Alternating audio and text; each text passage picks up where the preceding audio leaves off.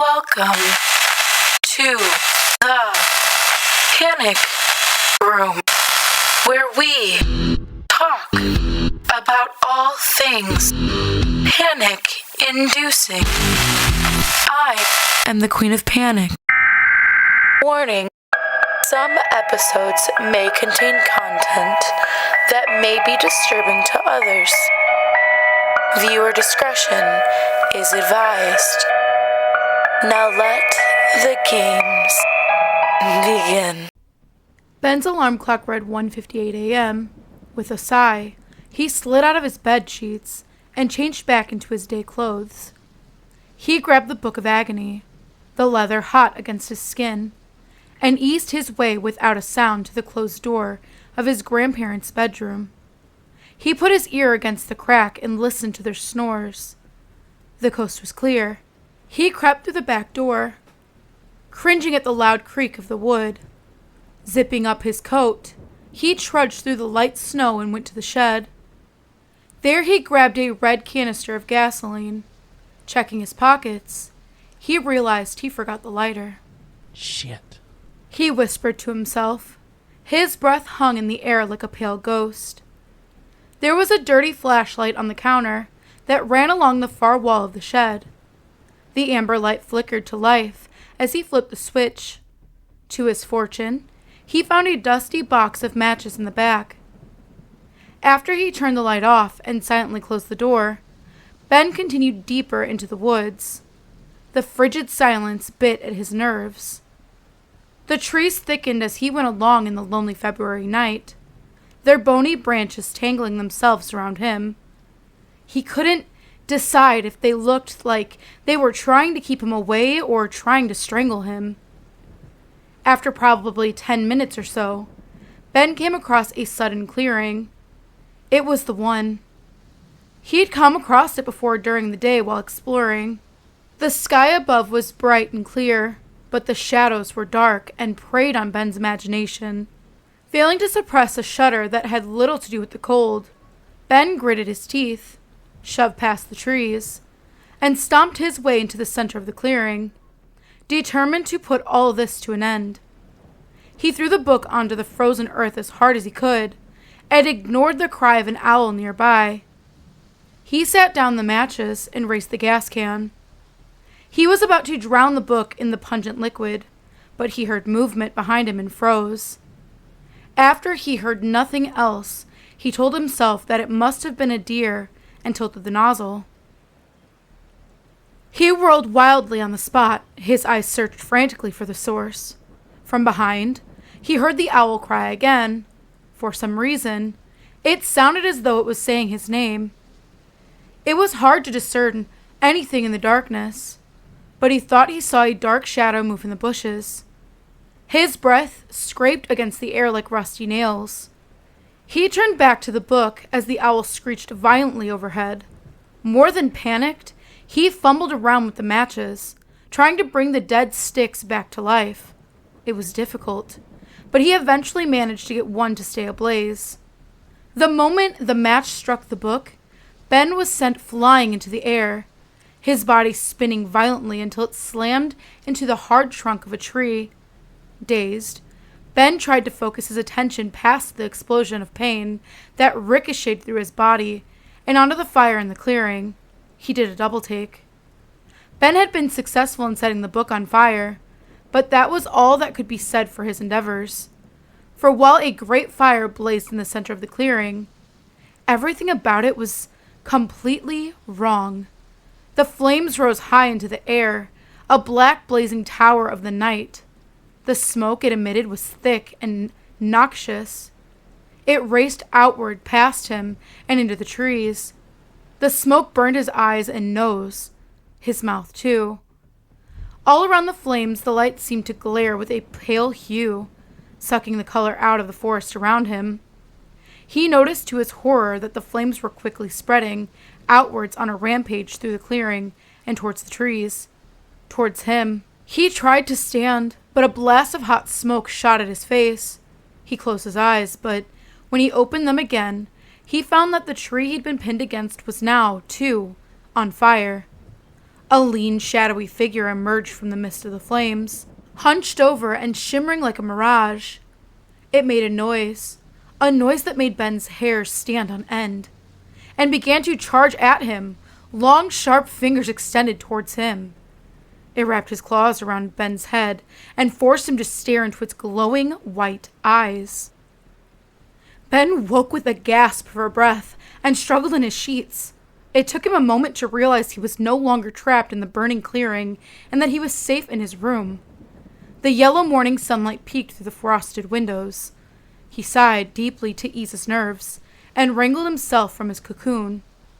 The chilly air bit at his sweat-soaked skin, and Ben hurried to his closet to change from his pajamas. Wait, pajamas? But hadn't he changed back into his clothes the night before?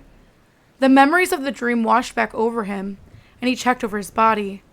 He saw no burns, cuts, nor scrapes. Surely, it hadn't been a dream? It seemed so real, more real than any nightmare he'd had with the Nameless. It was branded into his skull. He laughed at the situation and realized it must have been a dream, but his relief was short-lived because it was then that he realized that if it had been a dream, horrible as it was, then the book still survived, lurking in the shadows and wait of the right time for him to stumble across it. But had the fire truly destroyed it? No, of course it didn't, he thought to himself, because it was just a dream, but where is it now? He nervously glanced around the cozy bedroom, scared he might see it lying on his bed, or was it possible that he'd somehow dreamt of finding the book too? No, he'd been haunted by that wretched thing and the Nameless for months. Now, there was no way he dreamt all that. But perhaps he hadn't dreamt it? Maybe he'd simply imagined the whole thing. A delusion brought on by grief. The thought that he was crazy made Ben's heart skip a beat, though soon a calm seemed to wash over his body, because if it hadn't been real, then there was nothing to be afraid of. He almost laughed with his newfound relief. Yet, there was an odd, empty feeling in his chest, as though it had been carved out by the knife of a butcher. He felt a peculiar sense of loss that had nothing to do with anything he had yet experienced. It was as though a piece of me died. He shook his head. "Stop it," he commanded himself. "Just stop it. You're being crazy." He giggled at this thought. He embraced this newfound identity. Ben, the crazy kid, who knew what kind of stories he might come up with next. Giggling uncontrollably, he changed clothes and went into the bathroom. As he grabbed his toothbrush, he froze in the mirror. There were leaves in his hair. Golly gee, he mused lightly, waving his initial fright away. Those twigs must have been in there all day, yesterday. Why didn't anyone tell me? Ben ripped the twigs from his gnarled hair, wincing. That Friday was wonderful. He was talkative to just about everyone he sat next to in class, joking and goofing around as though he didn't have a care in the world. And why shouldn't he? He lived in a home that actually felt like a home, and he'd come to realize that the nightmare he'd suffered the past few months was merely a grim fantasy. But deep down, he knew that the grim fantasy was a reality. He knew that he was just too terrified of the reality to face it head on. And it was because of this that he finally let slip a glaring hole in his denial that afternoon when he came home. If the whole thing had been an invention of his mind, then how had he been able to show his grandparents the book? Or, for that matter, how could he explain the dog that'd been strung up in his bedroom, causing his father to inflict the injuries that still made his movements stiff? No. What was he talking about? He'd clearly imagined giving the book of Agony to his grandparents, and obviously no dog had been hanging in his bedroom. Ben must have done something else to upset his father. He just had to figure out what it was. His dad probably didn't even beat him, Ben probably imagined that too. Reaffirmed in his insanity, Ben drifted off to sleep that night with ease. No, take me back. I don't want to be here anymore. Ben wailed. Be quiet, you. The Nameless snarled. Get a move on. The Nameless kicked Ben smartly in the back of the head and sent him face first into the rough snow. The rocks and twigs scraped against his raw face. Though Ben's memory of what had transpired after the shadowy figure charged at him was foggy, he suddenly found himself lying in the snow of the clearing, both legs broken, with the Nameless scowling from above. You fucked up, kid. He said. You fucked up. The Nameless had then picked Ben up and threw him into the snow, ordering him to crawl. Ben didn't dare cry. Not once that whole day was he forced to crawl on broken legs. And especially not now, even though the night air bit harder than ever. Why? Ben whimpered. Because you're slow as shit, you worthless scum. No. Ben corrected. Why are you doing all this to me? The Nameless leaned down and grabbed Ben by the hair and growled in his face, breath drenched in iron. Because I fucking can. Now move! Ben didn't argue, but instead resigned himself to keep crawling at his snail's pace. The night grew darker. Ben, The Nameless said quietly after what must have been hours. if you want this to end, then you must come to us. Start by going to the clearing. But we just came from there. Ben gasped. He didn't know how much more of this he could take. I'm not talking to you. The Nameless spat. What? The Nameless stared into Ben's eyes with a cold glare and said, Open your eyes, Ben, and wake up! Ben awoke and turned to his alarm clock. It read that it was 8. Helen, honey, I think we're out of Count Chocula. He heard his granddad rumble from the kitchen. Hey, Ben. Charlie said from the breakfast table when Ben came into the kitchen a few minutes later. How'd you sleep? His voice was groggy and his eyes were puffy. All right, I guess. He lied. He didn't like lying to him, but he didn't know how he could possibly tell his grandparents what had happened. He was afraid it would be too bizarre even for them to believe. Good. Charlie mumbled as he munched noisily on a piece of toast. Ben peered into a cereal cabinet for a moment without really looking. You okay? Helen asked, but Ben jerked from his trance. Oh, yeah. He said. You sure? Ben didn't respond immediately, but instead thought carefully about his words. Do you remember that book I showed you a couple months ago? He asked tentatively. The Book of Agony? Yeah. His stomach plummeted, distraught by this blazing hole burned in his delusion. How could she remember if it weren't real? Why, yes, I do, Ben. Why do you ask? Just wondering. He muttered. They tried to press him for more information, but his tongue was tied. Eventually, he retired to his room and closed the door quickly behind him. It was just a dream, he thought, as he paced around his room. Just a dream, just a dream, just a dream. It was just a... A clump of snow fell from above and smacked him in the head. What the hell am I doing? He asked himself. I'm not going to find anything. I should just stop and turn around. Right this instant, young man. But his feet wouldn't listen.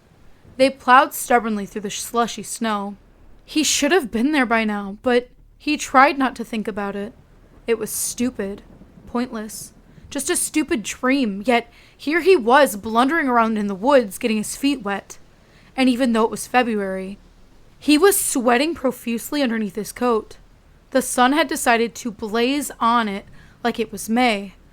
But Ben didn't feel like carrying his coat, so he endured the notoriously inconsistent Tennessee weather nonetheless. This is stupid. This is stupid. This is stupid. This is so fucking... He stopped in his tracks. He hadn't quite reached the clearing, but He knew he was close because every tree was burnt to a crisp. The trees towered over him and stretched out their long black fingers towards the clearing ahead. He crept forward until at last he was behind the bony bushes that surrounded the clearing. He spied a dark stain in the center. Warily, he stalked forward with the apprehension of a cat. Alas, there, atop the stain was the black, gooey remains of the plastic gas can, with the ashes of the matchbook next to it. But completely untouched, in the center of the stain on the ground, was that wretched fiend, the stalker of his nightmares, the Book of Agony. His head felt light, and his blood pumped heavily through his veins like a war drum. What do you want? Ben shrieked into the trees around him. He picked up the book and hurled it at the nearest one. Ben stomped his foot into the melted gas can, smushing the solidified remains into an indistinguishable pulp. He went over to where he'd thrown the book and punched the tree as hard as he could. He recoiled from the pain and cradled his bloody fist. He'd never felt rage like this. The closest he'd come was when he beat up that kid on the bus, but that didn't even remotely come close to this. He wanted to break, he wanted to tear, and he wanted to kill. You stupid piece of fucking shit! He screamed, ripping out a page with each word. How's your stupid book now, asshole? Ben yelled into the air around him. He kicked the book again, the pages flew around him in a blizzard of torment. He put his fist into the tree again and again, at first ignoring the pain, but then letting it fuel his rage. It was all he knew to do. But eventually, he grew tired and gave the book one last kick before storming back to his grandparents' house. How could he have been so fucking stupid? God, to think he was so pathetic as to actually think that none of it had been real. He punched himself in the jaw a few times, hot tears prickling in his eyes. The blood from his knuckles stained his face. What was wrong with him? Jesus fucking Christ, what a goddamn scum-sucking piece of shit. There was nothing he could do. Absolutely nothing, because he was too weak, too pathetic, too stupid to figure it out. The only thing he could possibly do would be to roll over and expose his belly to the grisly claws of the Nameless like an obedient dog. Because that's all he was. A fucking dog. He fell to his knees and sobbed, though he had no tears. This was it. This was what his life had become. Ben was scared. He'd been reduced to nothing. All Ben knew was that he was somewhere dark, chained to a wall. The skin of his wrists prickled beneath the tight choke of the rusted shackles. He could see nothing.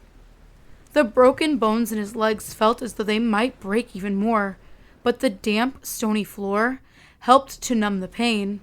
He had no idea how he got there. All he knew was that somewhere along the way, in that expanse of black, wintry woods, he'd passed out from the accumulation of pain, exhaustion, hunger, and thirst, and now here he was, alone. Well now, this isn't right now, is it?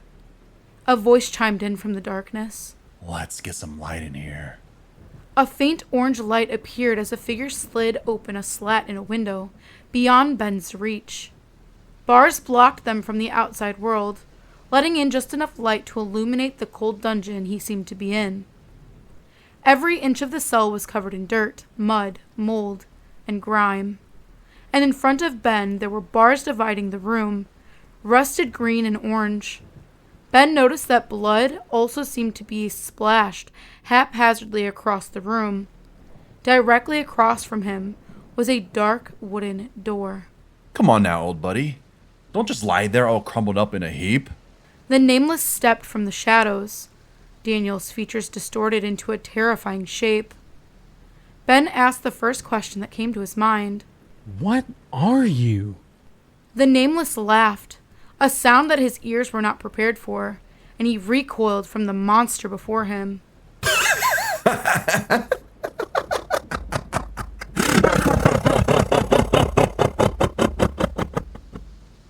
You know, He said. I've been following you around for cast his eyes to the ceiling as if lost in thought. Oh, well, I've come to know you, Ben. We're like old friends. You and me. Why, I'd say that I know you better than you do. Ben gritted his teeth. Perhaps you think I'm the ghost of your old pal, Daniel Mortley. Daniel was never cruel like you are. The Nameless laughed. Well, I would know. You see, I got to know him a bit myself before I came to you. He was a good kid. I see why you two are really close. It's a shame that I had to kill him. You what? Oh, yes. I most certainly did. It was no accident, like everyone in the stupid town thinks. No, my fun with him was over. I needed to move on. And wouldn't it just be my luck that you, my good sir, were such a bright candidate? The Nameless sighed and grabbed the bars. He slumped his face against them. I like you, Ben. You got a lot of sand. Well, maybe like wouldn't be the right word. I fucking hate your guts. But I respect you. It's like it's taken me a long time to weigh you down. Is Daniel here too? Ben asked, afraid of what he might hear. Oh my, yes. There's lots of people here. A lot of sad little souls like you. But you'll never get to see them. No, not ever. Never, ever, ever, ever. Alone forever. He eased himself up, hands in his pockets. I suppose you also would like to know why I'm doing this. Ben nodded. Well, I can just grant you that. I'm feeling a bit generous at the moment, though. I don't like what you did to my friend. The book. I always find it amusing that if people just think something's cursed, that you can just easily fix it and just burn the damn thing. No! The book can't be destroyed like that. It takes a lot more. No. All you do is just piss it off. Because you did. And then it cuts right to the chase and ends my fun. Because that's why I do it, Ben. Because watching people suffer is the greatest joy I can ever experience. I could just easily just find somebody and immediately get what I need from them. But that's the kind of life that just sounds miserable. I like to grind people down to their cores. It's amazing what people can do if you just push them hard enough. And that's all you are to me, Ben. A toy. I'm like a cat. Ben jumped, which caused the Nameless to grin maliciously. Now, to what I need from you. The Nameless straightened his back and resumed in a sudden businesslike tone. Anyways, chit-chat aside. Ben, let's cut to the chase. I need you to do something for me. Just a small little favor. Hell, even if you do it, I might even let you go. Let you free. Let you do whatever you please with the rest of your life. What is it? Ben asked, his heart racing. He had come to expect nothing but the worst. Well, you see, because you decide to try to burn my book, I can't really have much fun with you anymore. But I'm still hungry. Hungry for more. Hungry for blood. Benjamin Ross! If you want to walk out of here a free man and not stay here for all conceivable eternity, then you must do me this one last favor. You have to kill your grandparents.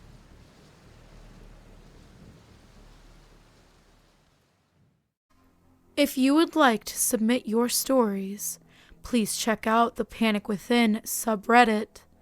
I go over those stories that are submitted and I go ahead and I narrate them. I say go over, but I narrate all of them.